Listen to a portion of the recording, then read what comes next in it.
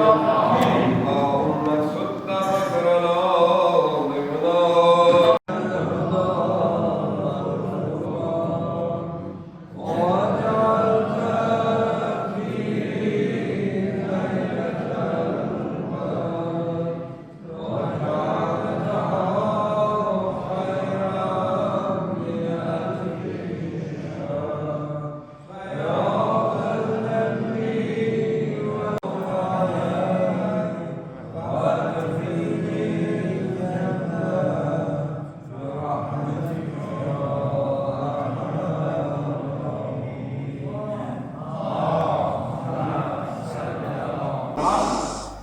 أعوذ بالله من الشيطان اللعين الرجيم بسم الله الرحمن الرحيم اللهم قربني فيه إلى مرضاتك وجنبني فيه من سخطك ونقماتك ووفقني فيه لقراءة آياتك برحمتك يا أرحم الراحمين.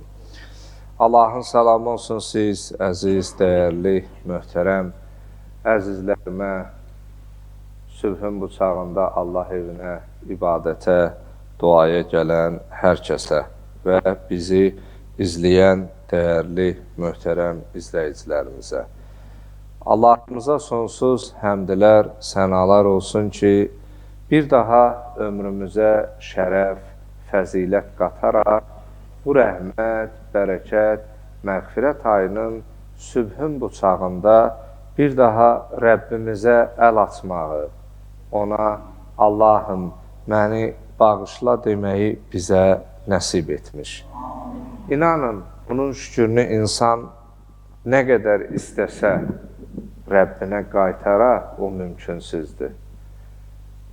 İnsanın əlində olan neymətlər əlindən gedəndə qədrin bilir bu öz yerində.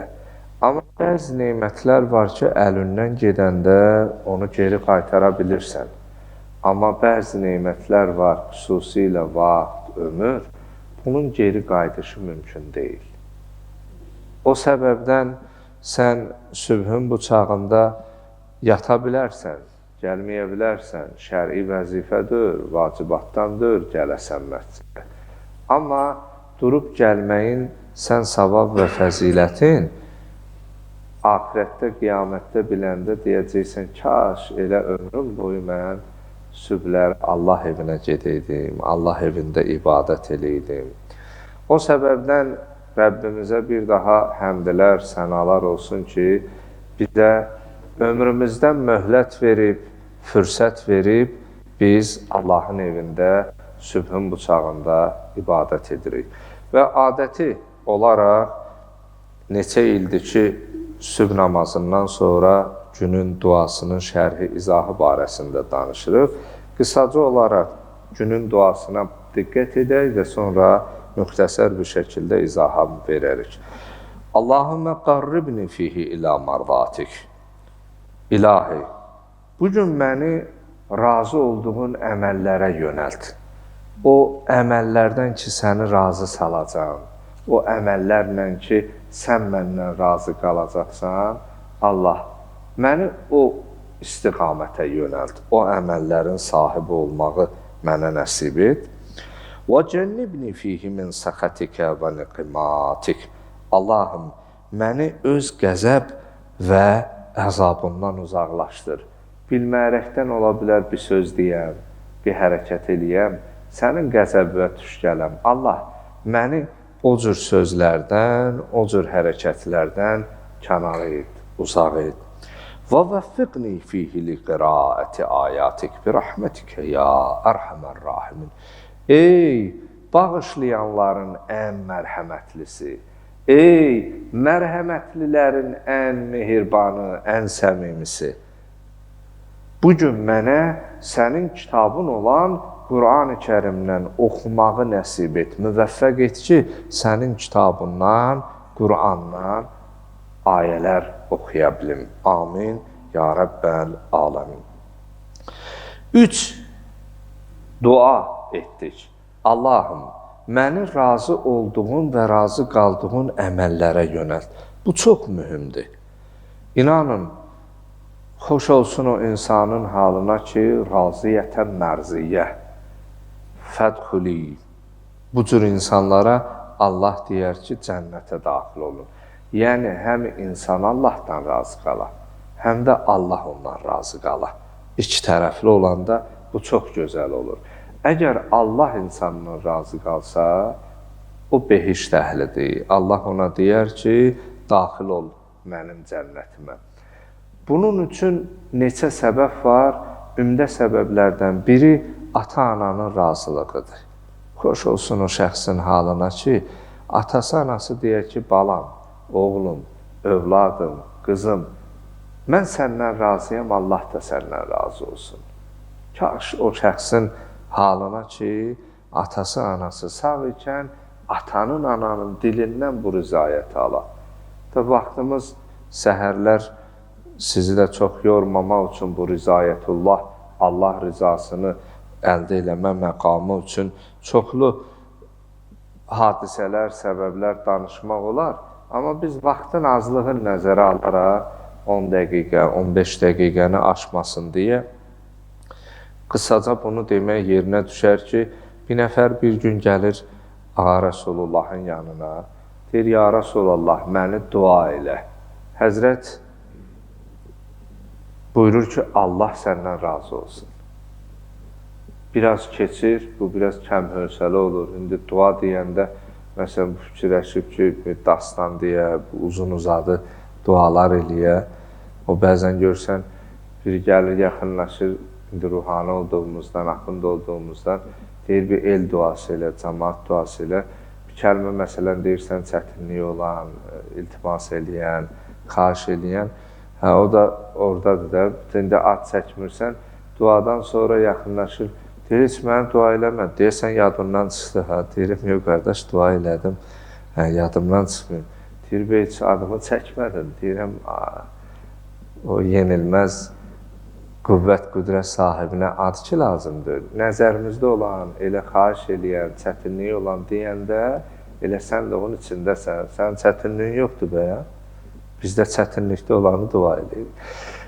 Biraz keçir, bu kəmhövsələ olur bu kişi. Deyir, ya Rəsulallah, məni dua elə. Həzrət ikinci dəfə yenə buyurur ki, Allah səndən razı olsun, Allah səndən razı qalsın. Yenə söhbətinə davam edir. Bu üçüncü dəfə deyir ki, ya Rəsulallah, mən uzaq yol gəlmişəm. Gəlmişəm ki, məni dua eləyəsən. Belə deyirəm, məni dua elə, deyirsən, Allah səndən razı olsun. Belə dua olar. Həzrət təbəssüm edərək üçüncü dəfə yenə buyurur, Allah səndən razı olsun.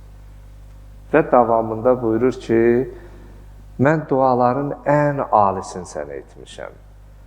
İstəmirsən cənnətə gedəsən, istəmirsən Allahın bağışlandığı bəndələrindən olasan, deyir, istəyirəm. Deyir, mən də dua elədim, sən Allahın bağışlanan bəndələrindən və cənnətə gedən qullarından olasan. Əgər Allah bir bəndəsindən razı qalsa, o behişt əhli olar. Mən də duaların şahı, ən alisini sənə etmişəm ki, Allah səndən razı qalsın. Ona görə bir-birimizə dualarımız elə bu olsun, biri bir iş görəndə, Allah səndən razı olsun. Yəni, Allah əgər insandan razı olsa, insanın aqibəti xoş olar, aqibəti xeyir olar, yaxşı olar. Günümüzün duasında da möhtəşəm bir hədəfə çatmaq üçün bir dua ilə başlayırıq ki, Allahümmə qarribni fihi ilə mərvatik. Allahım, bugün məni səni razı salacağım işləri görməyə, məndən razı qalacağın əməlləri etməyə istiqamət ver, məni o yola yönəlt. وَجَنِّبْنِ فِيهِ مِنْ سَخَتِكَ وَنَقِمَاتِكَ. Allahım, sənin qəzəbinə tuş gələcək, səni qəzəbləndirəcək işləri görməkdən məni uzaq et. İnsan qəflətdə olanda görərsən, atıya anıya səsin qaldırar, atıya anıya cavab qaytarar. Amma cavanlığında fərqinə o qədər varmırsan. Amma üstündən bir 20 il keçir. Oğlun üzvə qaydanda, qızın cavab qaytaranda, onda sən başa düşürsən ki, sən atıva, anıva zamanında nə qədər əziyyət eləmisən, nə qədər onları incitmisən, ata-ana nə qədər sağdı, əlindən öp.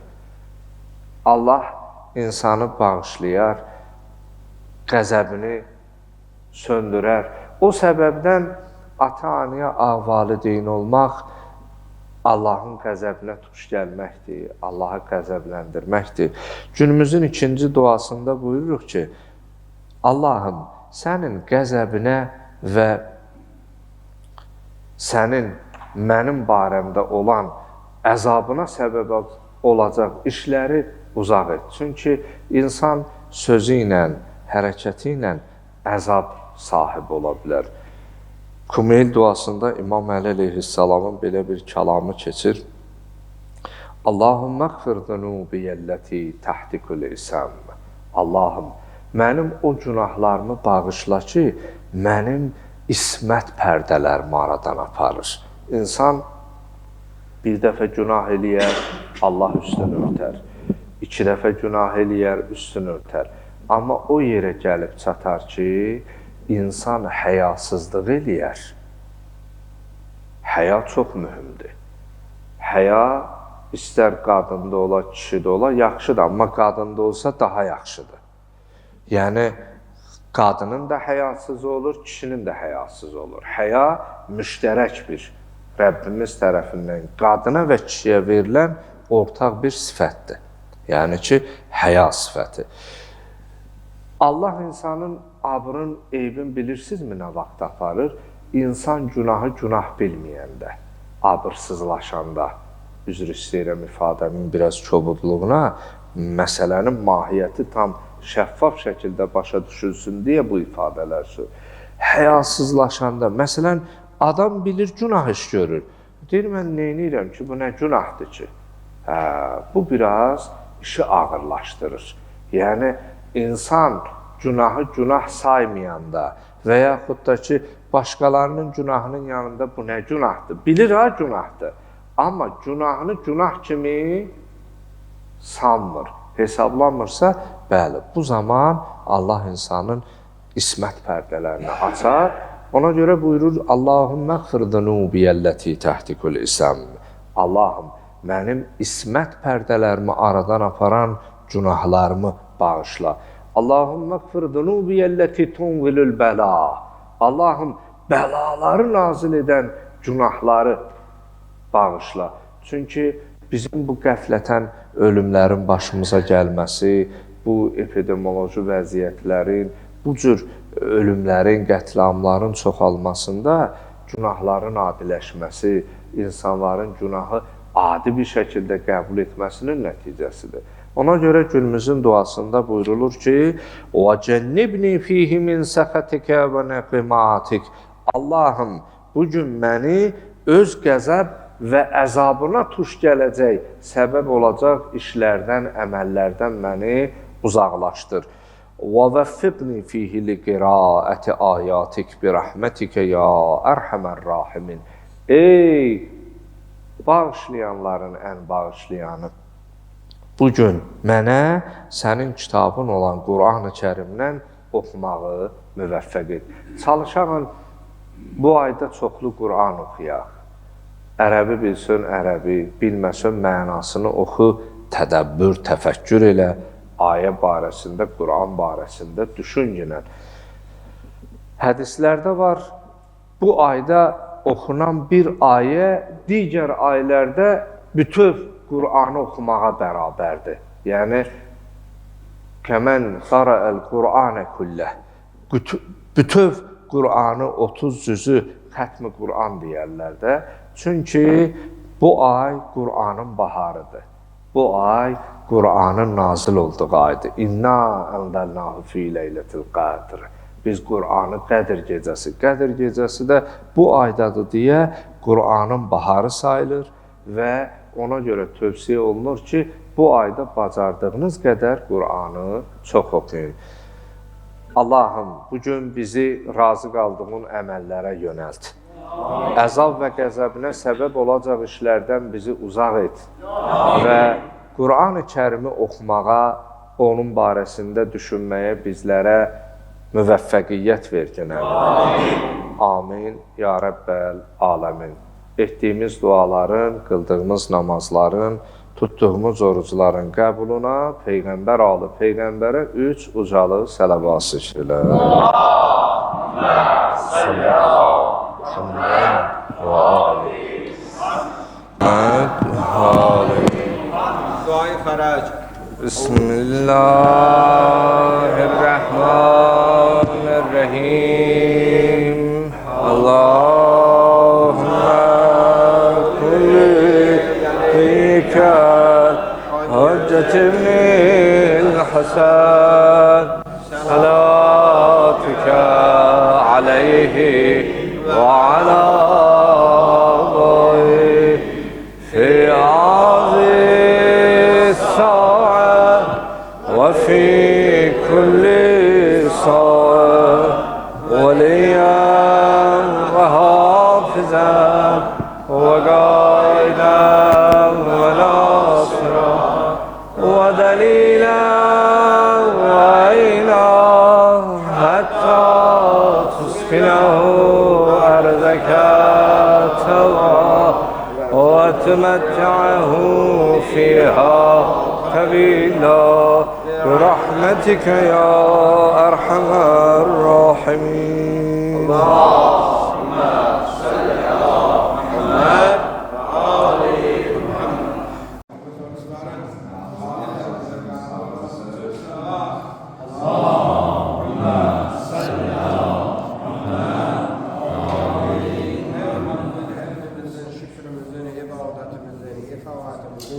Cümle günahması için salavat.